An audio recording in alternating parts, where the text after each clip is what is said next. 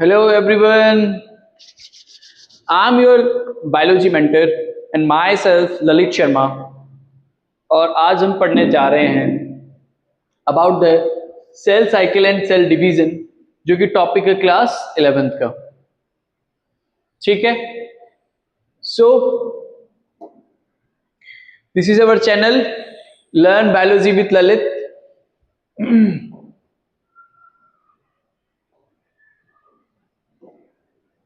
देखो, बेसिकली हमारा टॉपिक है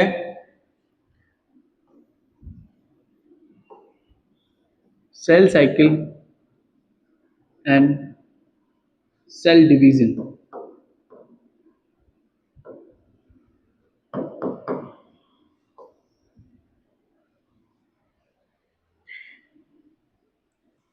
बेसिकली हमारा पर्पस क्या है?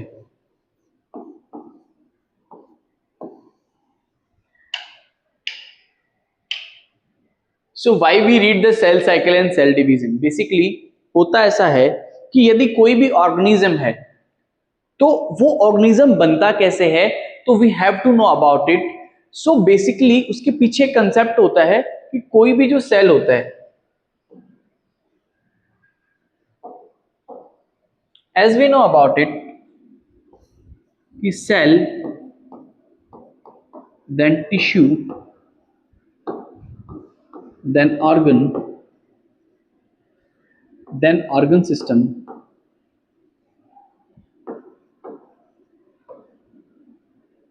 Then organism. तो we humans are also the organism and we also derive from a single cell। मतलब एक ऑर्गेनिज्म काफी सारी सेल्स से, फिर सेल्स के बाद ग्रुप ऑफ सेल्स मिलके क्या बनाएंगे? टिश्यूज। ग्रुप ऑफ टिश्यूज मिलके बनाएंगे organ. Group of organs in A systematic way form organ system and many kinds of organ system form A organism. ठीक है, जैसे ये हमारी बॉडी है, इस बॉडी में क्या होगा? बहुत सारे सेल्स ग्रुप में अरेंज होके एक पर्टिकुलर टिश्यू बनाएंगे। ग्रुप ऑफ टिश्यूज एक पर्टिकुलर पैटर्न में अरेंज होकर एक ऑर्गन बनाएंगे और बहुत सारे ऑर्गन मिलके एक ऑर्गन सिस्टम बनाएंगे। फॉर एग्जाम्पल, यदि हम हमारे डाइजेस्टिव सिस्टम की बात करें तो डाइजेस्टिव सिस्टम में एक आता है हमारे एलिमेंट्री कैनाल। एलिमेंट्री कैनाल में बहुत सारे ऑर्गन्स होते हैं। ठीक है, फॉर एग्जाम्पल जैसे हम बात करें डाइजेस्टिव सिस्टम में ऑर्गन्स की बात करें तो small intestine, large intestine, stomach, gall bladder, काफी सारे ओसोफेगस, फूड पाइप जो होता है उसको ओसोफेगस बोलते हैं। तो many kinds of organs form a particular organ system और बहुत सारे ऑर्गन सिस्टम मिलकर क्या बनाते हैं? एक ऑर्गेनिज्म बनाते हैं। फॉर एग्जाम्पल कि हमारे अंदर डाइजेस्टिव सिस्टम भी है, नर्वस सिस्टम भी है, हमारे अंदर एक्सक्रीटरी सिस्टम भी है, हमारे अंदर रेस्पिरेटरी सिस्टम भी है। तो हमारे अंदर काफी सारे ऑर्गन सिस्टम्स प्रेजेंट होते हैं। ठीक है,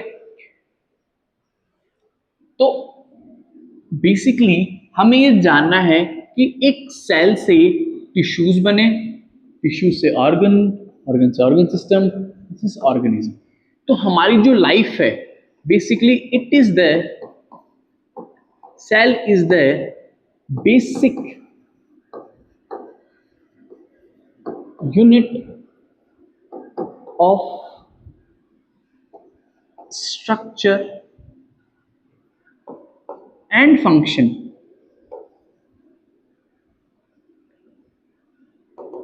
ऑफ ऑर्गेनिज्म। मतलब सारी जो कहानी है वो एक सेल से स्टार्ट होती है और सेल बेसिकली क्या है? एक बेसिक यूनिट है किसकी? ऑर्गेनिज्म की, for its structure and its function.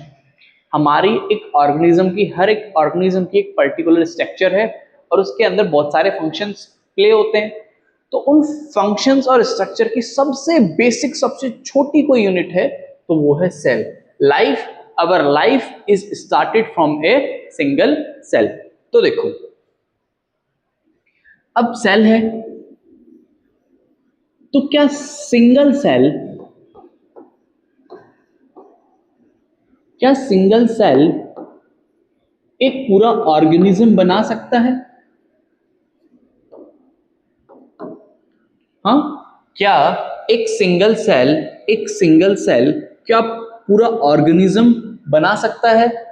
तो यस, ठीक है। तो एक सेल से पूरा ऑर्गेनिज्म कैसे बनता है वो सब हम पढ़ेंगे in cell division and cell cycle, ठीक है। इतनी बात समझ आई कि एक सिंगल सेल एक पूरा ऑर्गेनिज्म बना सकता है। अब आगे देखो, अब हम पढ़ेंगे आगे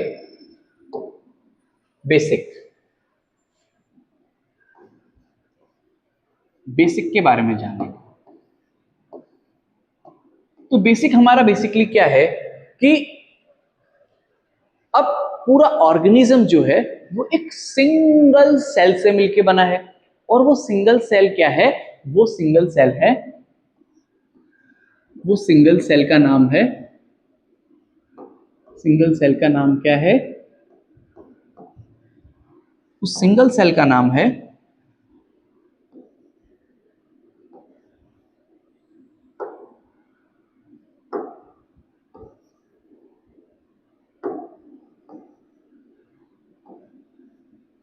जायगोट। जायगोट, ठीक है। मतलब पूरे हम इस दुनिया में, इस पूरी दुनिया में जितने भी ह्यूमन बीइंग हैं, या जितने भी यूकैरियोटिक एनिमल्स हैं, या जितने भी मल्टी सेलुलर ऑर्गेनिज्म हैं, वो सारे मिलके बने हैं जायगोट से, ठीक है। ये जायगोट क्या करता है? It has this cell has the potential to create a whole organism structure. मतलब इस जायगोट में क्या है? जायगोट में इतना पोटेंशियल सेल है कि इट कैन क्रिएट ऑर्गेनिज्म। और ये जायगोट जो बनता है ये दो चीजों से मिलके बनता है। किस किस से? By the combination of male reproductive cell, male reproductive cell and female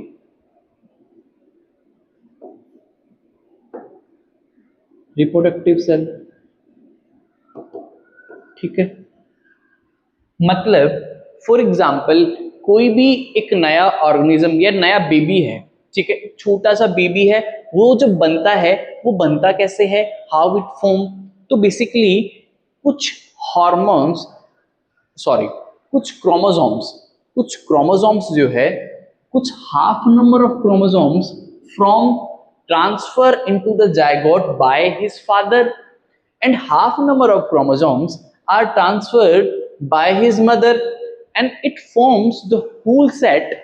And this, in this zygote, the whole full set of chromosome, full set of chromosome full set of chromosome is present. इस full set of chromosome को हम बोलते हैं diploid. क्या बोलते हैं? Diploid cell. तो zygote basically क्या है? एक डिप्लॉइड सेल है जो कि इन दो हैप्लॉइड से, ठीक है, हैप्लॉइड सेल और हैप्लॉइड सेल। हैप्लॉइड सेल का मतलब है half number of chromosome, haploid का मतलब है हाफ नंबर ऑफ क्रोमोसोम। मतलब किसी भी कोई भी न्यू बॉर्न बेबी, कोई भी बेबी है, वो बनता है बाय द जायगोट, और जायगोट डिप्लॉइड सेल है। डिप्लॉइड सेल का मतलब है फुल सेट ऑफ क्रोमोसोम। तो फुल सेट ऑफ क्रोमोसोम्स आते कैसे हैं कि हाफ तो आएंगे पापा से, और हाफ जाएंगे मम्मी से। तो दोनों को मिला के फुल सेट ऑफ क्रोमोसोम बनते हैं, और उस वजह से इसको कहते हैं डिप्लॉइड सेल। यदि ह्यूमन बीइंग की बात करें तो टोटल होते हैं 46, जिसमें से 23 आते हैं from the male and 23 from the female. चलो इतनी बात समझ आई कि life is basically originate from the zygote, and zygote basically it is a diploid cell which is formed by the half number of chromosomes from the father and half number of chromosomes from the mother, which form full set of chromosome into the zygote। इतनी बात समझ आई? चलो इसकी आगे की कहानी देखो, इसकी आगे की कहानी देखो। अब फॉर एग्जाम्पल ये जायगोट है। अब जायगोट क्या करेगा, पहले होता है ग्रोथ होगी, ठीक है। ग्रोथ के बाद क्या होगा, डिवीजन। क्या होगा, डिवीजन। मतलब अब ये जो जायगोट है वो दो सेल्स में कन्वर्ट हो जाएगा, ठीक है। अब ये जो दो सेल्स बनी है ये आगे जाके और डिवाइड हो जाएगी, फिर ये बच जाएगा 4 सेल्स, ठीक है। मतलब जायगोट पहले ग्रोथ हो गया, पहले जायगोट सेल में क्या होगी, ग्रोथ होगी, फिर हो गया डिवीजन, और डिवीजन के बाद दो सेल्स बनेगी। इस कंडीशन को बोलते हैं टू सेल स्टेज, ठीक है। और टू सेल स्टेज के बाद फिर से ग्रोथ, फिर से क्या होगी, ग्रोथ होगी, और ग्रोथ के बाद क्या होगा, डिवीजन, डिवीजन होगा। और उससे क्या बने, कितनी सेल्स बनी, 1 2 3 4, तो अब ये हो गया 4 सेल स्टेज। बात समझ आई। मतलब अब जो जायगोट है छोटा सा सेल है, छोटा सा सेल है। अब इस छोटे से सेल से पूरा बड़ा सारा इंसान कैसे बनता है, 5-6 फीट का ऑर्गेनिज्म या 5-6 फीट का ह्यूमन कैसे बनता है। तो बेसिकली जायगोट जो है वो पहले ग्रोथ करेगा फिर डिवाइड करेगा।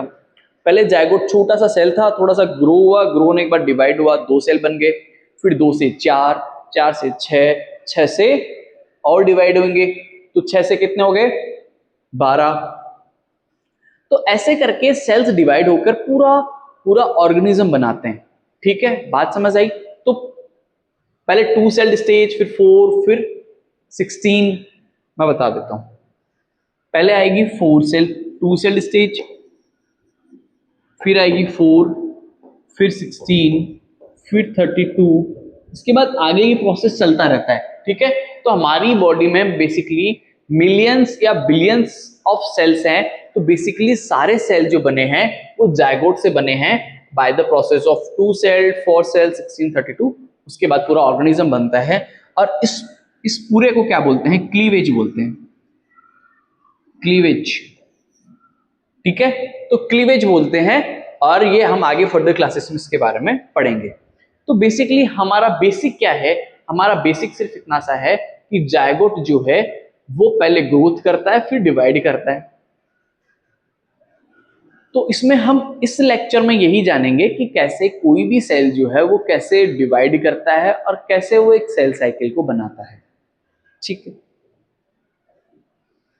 तो हम ये जान हमारा कंक्लूजन ये है कि एक सेल है, सिंगल सेल जायगोट है, उस जायगोट में क्या होगा, क्या होगा, division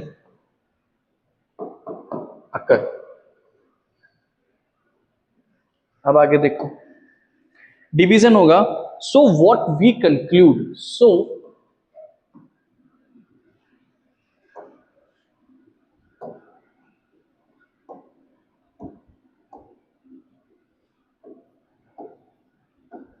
so we conclude so we conclude क्या कंक्लूड किया हमने, हमने कंक्लूड किया कि दो इंपॉर्टेंट क्या होते हैं, इवेंट्स होते हैं, दो इंपॉर्टेंट इवेंट्स होंगे। सो वी कंक्लूड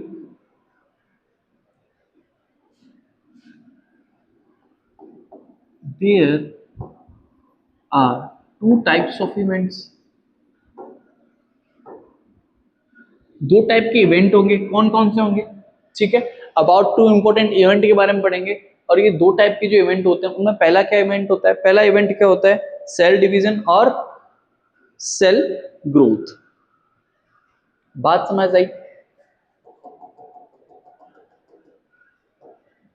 इंपॉर्टेंट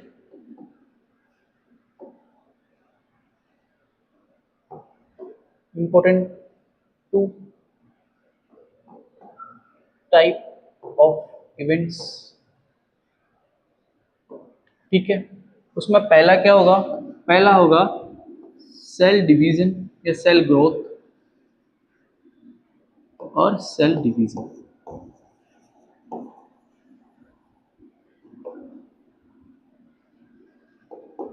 इतनी बात समझ आई। चलो इसके आगे देखो, तो पहले किसी भी सेल में क्या होगा, सबसे पहले सेल ग्रोथ होगी, फिर सेल डिवाइड करेगा। फॉर एक सिंपल सी बात है, यदि कोई सेल है उसकी साइज इतनी है और उसको बार बार आप उसको डिवाइड करे जाओगे, ठीक है, तो उसकी साइज कम नहीं होगी, उसके बाद तो साइज और कम हो जाएगी, 4 सेल बनेंगे तो फिर तो छोटे छोटे और हो जाएंगे। मतलब यदि सेल ग्रोथ नहीं होगी तो सेल क्या डिवाइड कर पाएगा, प्रैक्टिकल पॉसिबल है? तो प्रैक्टिकली ये पॉसिबल नहीं है कि कोई भी सेल जो है वो डिवाइड कर सके without the cell growth.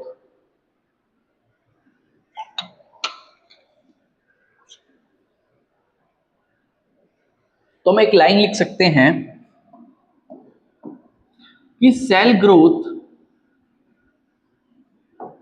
is mandatory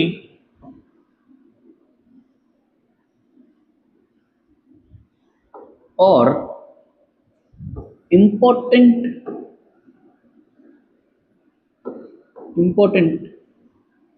process for division of cell, division of cell, ठीक है, कि सेल ग्रोथ जो है वो मैंडेटरी और इंपॉर्टेंट प्रोसेस है किसी भी सेल के डिवाइड करने के लिए। क्योंकि जब तक ग्रोथ नहीं होगी, जब तक ग्रोथ नहीं होगी, जब तक ग्रोथ नहीं होगी तब तक डिवीजन भी नहीं होगा। ग्रोथ नहीं तो डिवीजन नहीं, ग्रोथ नहीं तो डिवीजन नहीं। जब ग्रोथ होगी तभी डिवीजन, सेल डिवीजन या सेल डिवाइड करेगा। बात समझ आई? चलो अब आगे देखो, आगे देखो,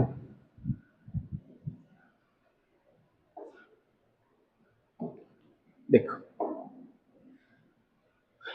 तो मानो कि ये कोई सेल है, ये एक सेल है, इस सेल के पेरिफेरी को हम बोलते हैं साइटोप्लाज्म। अंदर क्या होता है,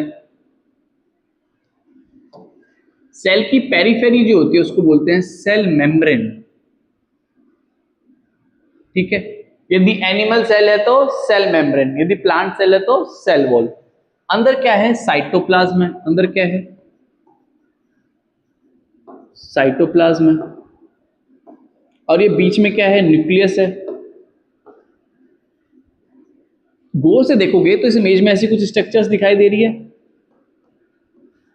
ऐसे ध्यान से देखोगे तो ऐसी कुछ स्ट्रक्चर्स दिखाई देगी, उनको बोलते हैं हम क्रोमोसोम। क्रोमोसोम बनता है क्रोमेटिन से, और क्रोमेटिन बनता है हिस्टोन ऑक्टामर से बोल लो या न्यूक्लियोसोम से, और न्यूक्लियोसोम बनता है डीएनए से। क्रोमोसोम बनेगा क्रोमेटिन से, क्रोमेटिन बनेगा न्यूक्लियोसोम से, न्यूक्लियोसोम बनेगा डीएनए से। DNA with histone protein known as nucleosome, nucleosome से क्रोमेटिन, क्रोमेटिन से क्रोमोसोम। इतनी कहानी समझ आई? चलो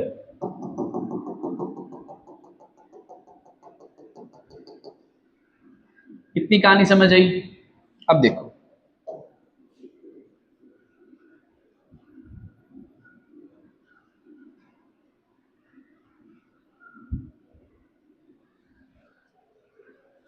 एक सेल है और वो सेल अब पहले क्या करेगा,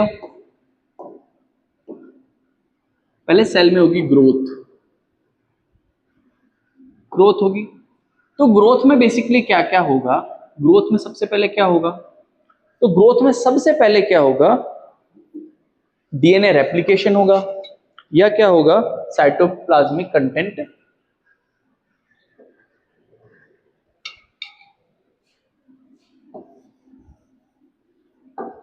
साइटोप्लाज्मिक कंटेंट ग्रो होगा। सेकंड होगा डीएनए डुप्लीकेशन बोले या रेप्लिकेशन बोले, हम कह सकते हैं कि डीएनए रेप्लिकेट करेगा, डीएनए रेप्लिकेशन होगा। ठीक है, या हम बोल सकते हैं डीएनए या जेनोमिक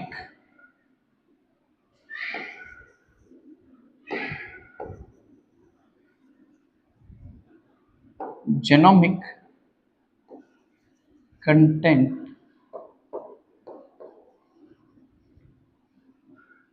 ठीक है, बात समझ आई? जेनोमिक कंटेंट जो होगा वो डबल होगा।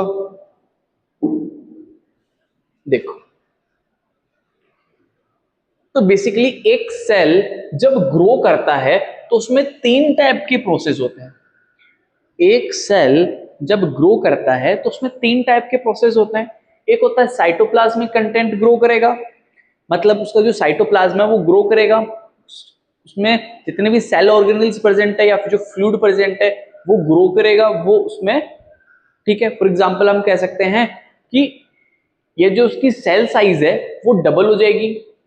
उसके बाद क्या होगा, डीएनए रेप्लिकेशन होगा, कि अब हमें क्या करना है, बेसिकली एक सेल से हमें 2 सेल बनाने हैं। इस एक सेल से 2 सेल बनाने हैं तो 2 न्यूक्लियस बनाने हैं हमें, मतलब एक सिंगल न्यूक्लियस से 2 न्यूक्लियस बनेंगे और इस न्यूक्लियस के डिवाइड होने को बोलते हैं कैरियोकाइनेसिस। क्या बोलते हैं?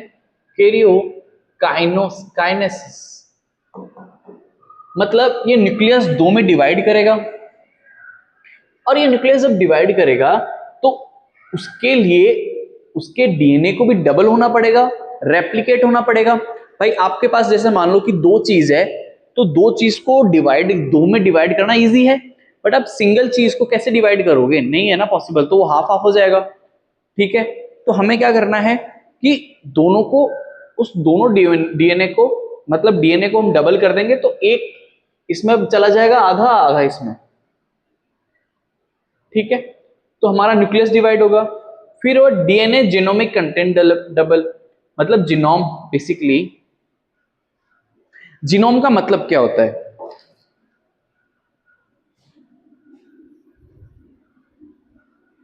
जीनोम का मतलब होता है हैप्लॉइड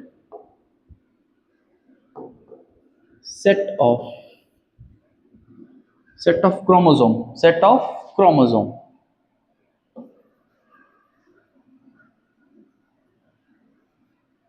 जीनोम का मतलब क्या है? Haploid set of chromosome. लेकिन यहां पर हम जीनोमिक कंटेंट का मतलब है, जीनोमिक कंटेंट का मतलब है जेनेटिक। हम कह सकते हैं क्या है, किसी सेल के डीएनए को, किसी सेल के कंप्लीट डीएनए को हम जीनोमिक कंटेंट बोल रहे हैं यहां पर। तो अब क्या होगा, उसके बाद सेल डिवीजन होगा। क्या होगा? सेल डिवीजन होगा और यहां पर क्या बनेगी? 2 डॉटर सेल्स बनेगी। क्या बनेगी? 2 डॉटर सेल्स बनेगी। बात समझ आई?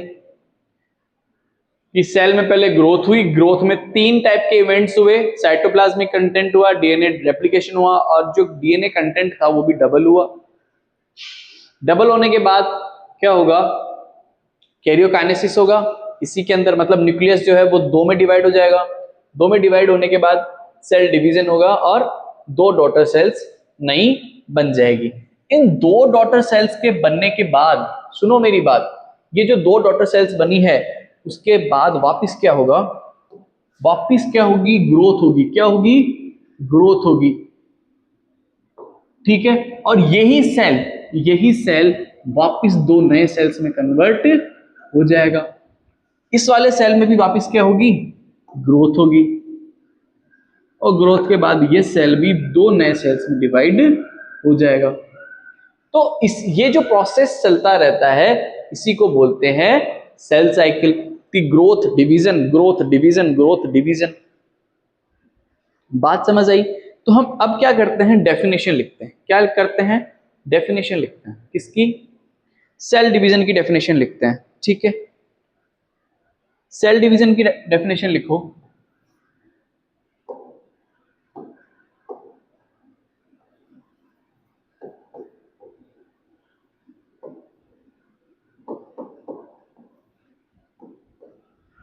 तो है it is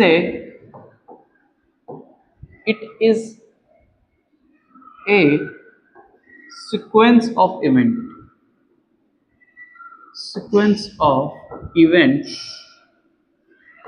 sequence of events by which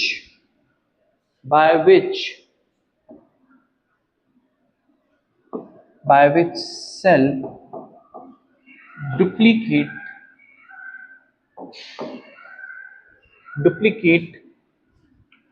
its genomic synthesis of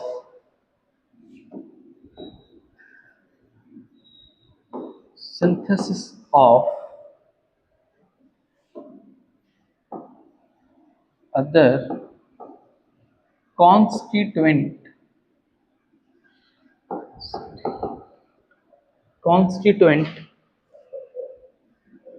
and divide into daughter cells।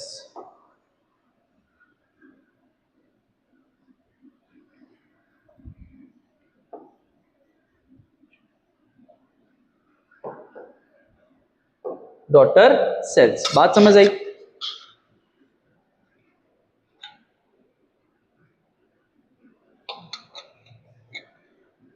Basically cell division क्या है? एक सीक्वेंस है, उस सीक्वेंस में क्या क्या होता है? सेल डुप्लीकेट होता है, उसका जीनोमिक सिंथेसिस होता है। ठीक है, जो जीनोमिक सिंथेसिस का मतलब है कि जैसे सेल ऑर्गेनेल्स प्रेजेंट है तो माइटोकॉन्ड्रिया भी डबल होगा, एंडोप्लाज्मिक रेटिकुलम भी डबल होगा, गोल्जी बॉडी भी डबल होगा। तो जितने भी सेल ऑर्गेनेल्स है या सेल कॉन्स्टिट्यूएंट्स हैं वो भी क्या होंगे? डबल होंगे और डिवाइड करके किसमें चेंज हो जाएंगे? Into the daughter cells. तो बेसिकली क्या है? एक सीक्वेंशियल प्रोसेस है, एक सीक्वेंशियल प्रोसेस के साथ कोऑर्डिनेटेड है और जेनेटिक कंट्रोल भी है। चलो, तो बेसिकली क्या है? सीक्वेंशियल है, ठीक है। सीक्वेंशियल के साथ साथ कोऑर्डिनेटेड है। क्या है? कोऑर्डिनेटेड है। साथ में क्या है? जेनेटिक कंट्रोल है।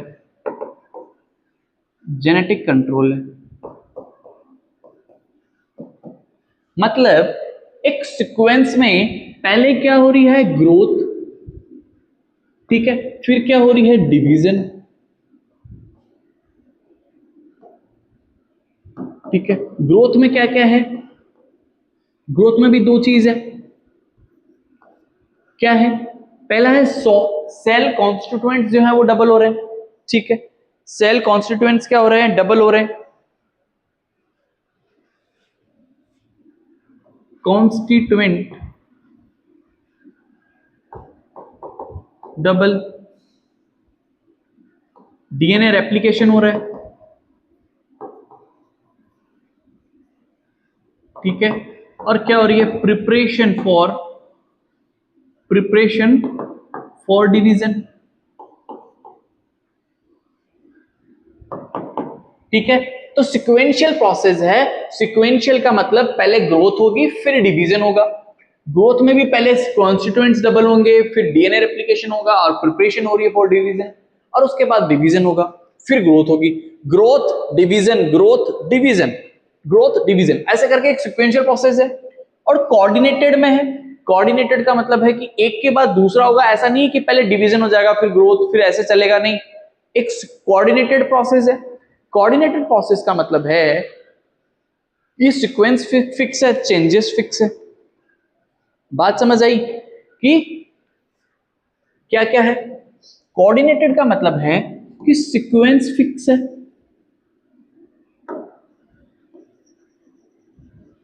सीक्वेंस फिक्स है, ठीक है, चेंजेस फिक्स है, और चेंजेस के साथ साथ ड्यूरेशन भी फिक्स है। फॉर एग्जाम्पल एक सेल को डिवाइड करने में 24 घंटे लगते हैं, तो इनमें फिक्स है, ड्यूरेशन भी फिक्स है कि ग्रोथ के लिए मान के चलो, ग्रोथ जनरली कोई भी सेल यदि 24 आवर ले रहा है डिवाइड होने में, तो सिंपल सी बात है कि ग्रोथ फेज हमेशा 22 आवर्स या 23 आवर्स की होगी, और जो बाकी जो डिवीजन फेज है वो सिर्फ 1 घंटे की होती है ऑलमोस्ट। तो सीक्वेंस भी फिक्स है, चेंजेस भी फिक्स है, और ड्यूरेशन भी फिक्स है, इन्हें कोऑर्डिनेटेड। और जेनेटिक कंट्रोल का मतलब है कि कोई भी जो सेल है वो क्या है, कोऑर्डिनेटेड अचीव बाय, ठीक है। तो जेनेटिक कंट्रोल का मतलब है कि coordination control by genetic control, coordination bye genetic control. बात समझ आई? चलो अब आगे देखते हैं।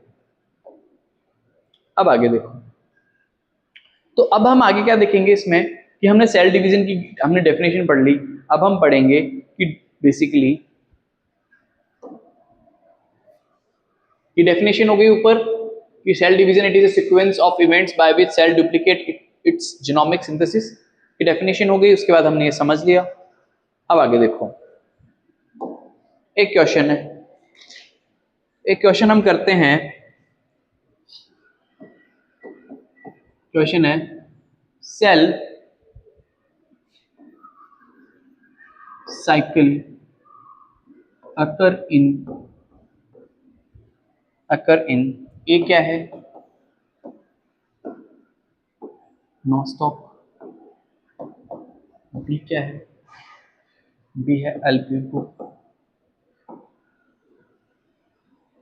सी क्या है आपके पास, सी है TMV tobacco mosaic virus, and D क्या है आपके पास, डी है आपके पास स्ट्रेप्टोकोकस, स्ट्रेप्टोकोकस, ठीक है।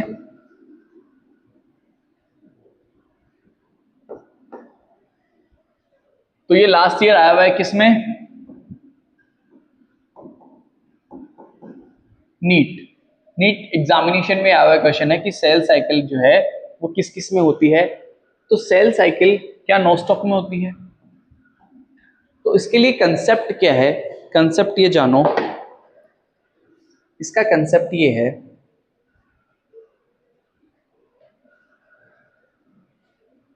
कंसेप्ट क्या है, कंसेप्ट है कि सेल डिवीजन और सेल साइकिल, सेल डिवीजन जो है वो प्रोकैरियोटिक सेल्स में भी होती है और यूकैरियोटिक सेल में भी होती है।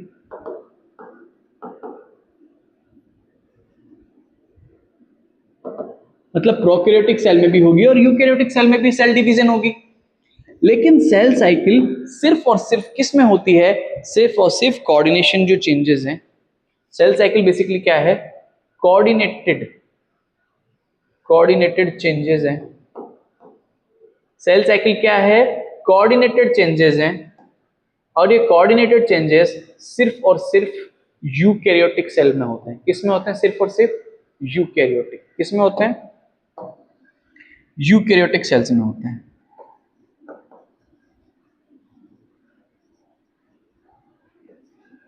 यूकैरियोटिक में मतलब सेल डिवीजन तो होगा प्रोकैरियोटिक और यूकैरियोटिक दोनों में, लेकिन सेल साइकिल सिर्फ और सिर्फ किस में होगा, यूकैरियोटिक में। अब आपको ये देखना है कि इनमें से यूकैरियोटिक कौन सा है। तो आप देखो इसमें, देखो सेल साइकिल किस किस में होता है। देखो नॉस्टॉक क्या है, नॉस्टॉक इज ए बैक्टीरिया, ठीक है। देखो नॉस्टॉक क्या है, बैक्टीरिया है। बैक्टीरिया क्या होते हैं? प्रोकैरियोटिक। और प्रोकैरियोटिक में सेल साइकिल नहीं होती है, तो ये तो नहीं होगा। अल्ब्यूको क्या है? फंजाई। तो ये भी यूकैरियोटिक है। टीएमवी क्या होता है? वायरस।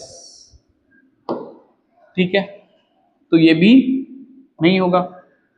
स्ट्रेप्टोकोकस क्या होता है? बैक्टीरिया। तो ये भी नहीं होगा। ऑप्शन क्या होगा हमारा? Option B is our correct answer. चलो, इसके बाद हम पढ़ने जाएंगे आगे। इसके बाद क्या है वो देखो। अब हमारे पास कुछ एनसीईआरटी लाइंस है जिसके बारे में हम पढ़ लेते हैं कि एनसीईआरटी लाइंस क्या कहना चाहती है। तो बेसिकली देखो, यहां से देखो कि growth and reproduction are characteristics of cells. Indeed of all living organisms, all cells reproduce by dividing into two with parental cell। मतलब कोई भी जो सेल है वो बनती कैसे है? बाय द डिवाइडिंग, मतलब डिवाइड करके। किससे डिवाइड करेगी? पेरेंटियल सेल से। पेरेंटल सेल कौन सी है? Zygote, giving rise to two daughter cells each time they divide. ठीक है, ये बात समझ आ गई। तो एक बात इसमें ध्यान रखो कि in other words such cycles of growth and division, मतलब क्या होगा? हमारी पूरी जो सेल साइकिल है वो ग्रोथ एंड डिवीजन पे टिकी हुई है कि पहले ग्रोथ होगी, फिर क्या होगी? सेल डिवाइड होगी। और allow a single cell to form a structure consisting of millions of cell. मतलब एक पेरेंटल सेल, एक आपका जाइगोट डिवाइड होता है दो सेल्स में, टू डॉटर सेल्स में, और उसके बाद 2 से 4, 4 से 16, 16 से 32, 32 से 64, मतलब 32 से 64, फिर आगे तक ये प्रोसेस चलता रहता है। और इससे क्या बनता है लास्ट में? A structure of millions of cells. एक स्ट्रक्चर बनता है जिसके अंदर मिलियंस ऑफ सेल्स प्रेजेंट रहते हैं। सेकंड है कि constituent of cells eventually divide into two daughter cells, इसी को हम सेल साइकिल बोलते हैं। कि जो एक सेल के कंस्टिट्यूएंट्स हैं वो जब डिवाइड हो जाते हैं तो डिवाइड होके क्या बना लेते हैं? टू डॉटर सेल्स बना लेते हैं।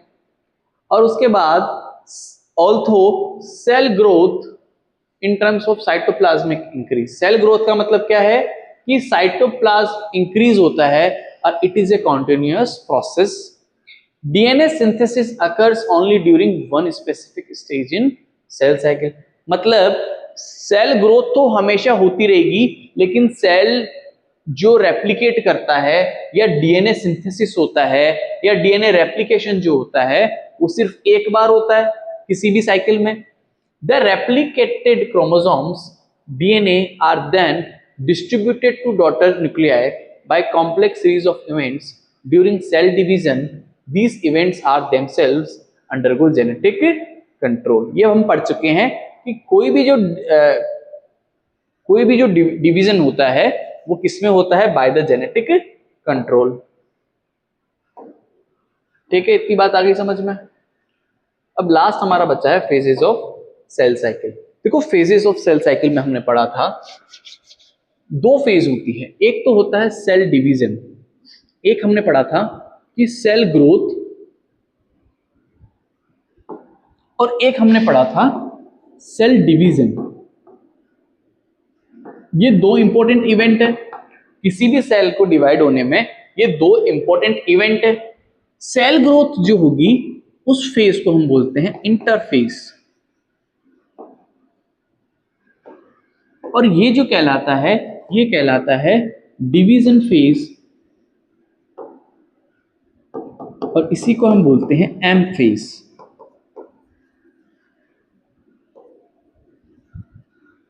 ठीक है, इंटरफेज और डिवीजन फेज। देखो, सेल डिवीजन होगा, इसी को आप एम फेज बोलते हैं, और सेल ग्रोथ वाली फेज को हम बोलते हैं तो इंटरफेज में हम लिख सकते हैं, इंटरफेज में हम लिख सकते हैं, क्या लिखोगे? It is a time period, it is time period, it is time period between end of division and start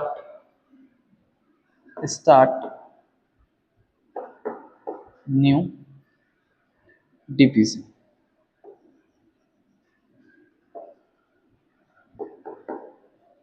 ठीक है, और डिवीजन फेज को एम फेज बोलते हैं, इसी को हम माइटोसिस फेज बोलते हैं, माइटोसिस फेज।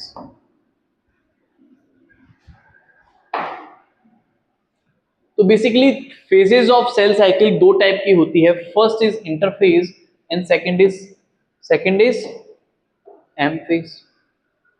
पहली क्या है? इंटरफेज है, इंटरफेज में सेल ग्रोथ होगी, एम फेज में सेल डिवाइड करेगा।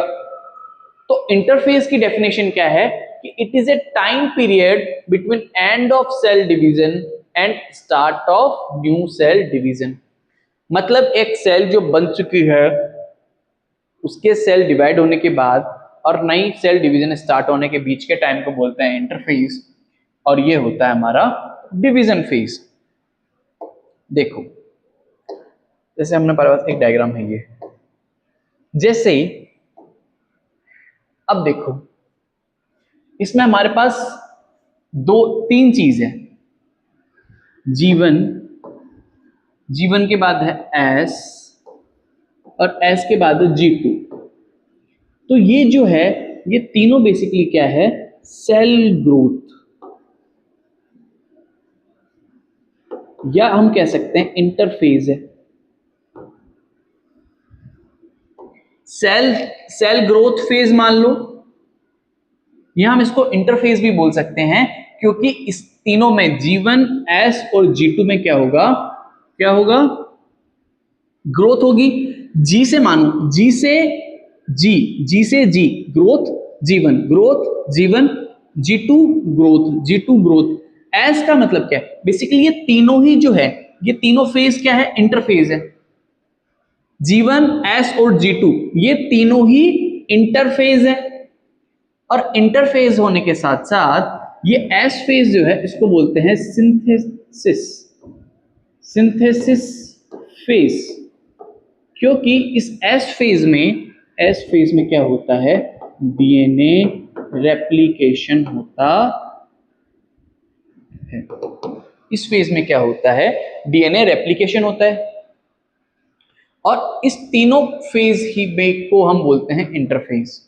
ठीक है, और बात समझ आई कि G1, S और G2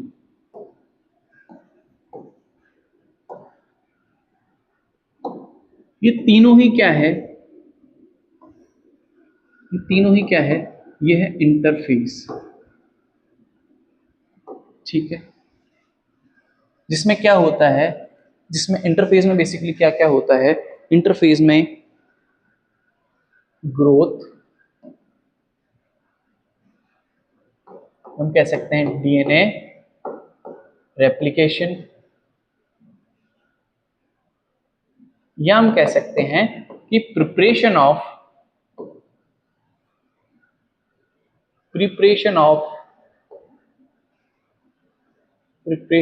फॉर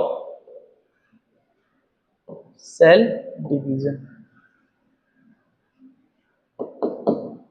ठीक है, सेल डिवीजन होगा। ये तो होता है इंटरफेज में।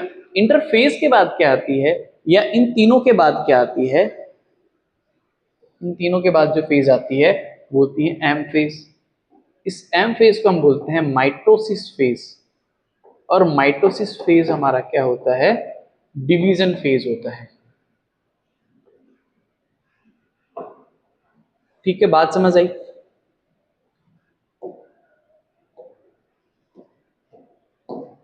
डिवीजन फेज होता है। इतनी कहानी समझ आई? देखो इंटरफेज के बाद क्या होगा? एम फेज आएगी, इंटरफेज के बाद आएगी, इंटरफेज के बाद आएगी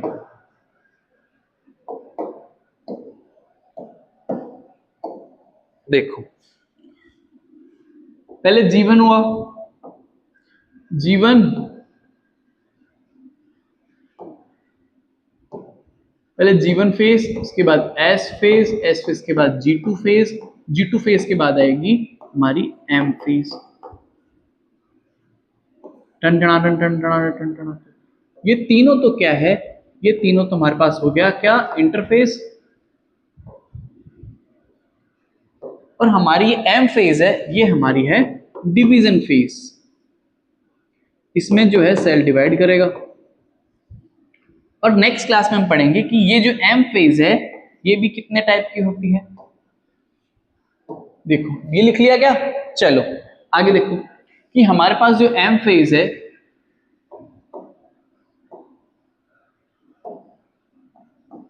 in next lecture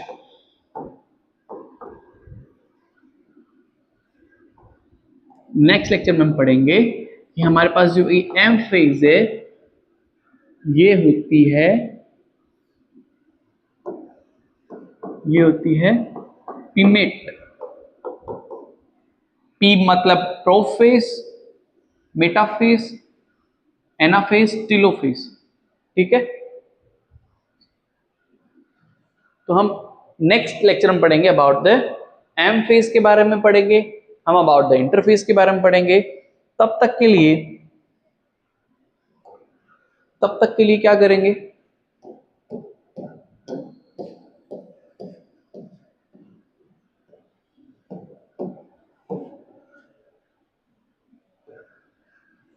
so thanks for watching. इसी के साथ पढ़ते रहिए, मुस्कुराते रहिए और देखते रहिए लर्न बायोलॉजी विद ललित। और हम नेक्स्ट लेक्चर में मिलेंगे, हम कुछ इंटरफेस के कंसेप्ट्स या हम ग्रोथ फेज के कुछ कंसेप्ट्स लेके आएंगे और मिलेंगे आपसे। तब तक के लिए नमस्कार और बाय।